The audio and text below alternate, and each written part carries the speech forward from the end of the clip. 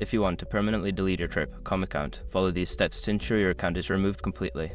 Step 1. Log into your account. Visit the Trip.com website or open the app and log in using your credentials.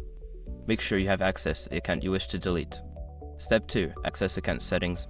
Once logged in, navigate to your account settings.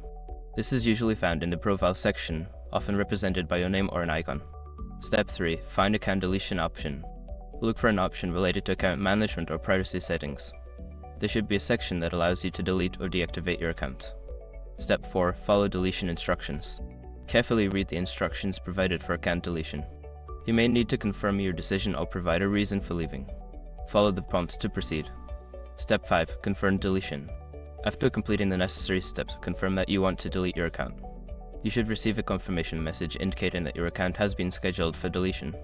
Once you have completed these steps, your Trip.com account will be permanently deleted. Make sure to save any important information before proceeding, as this action cannot be undone.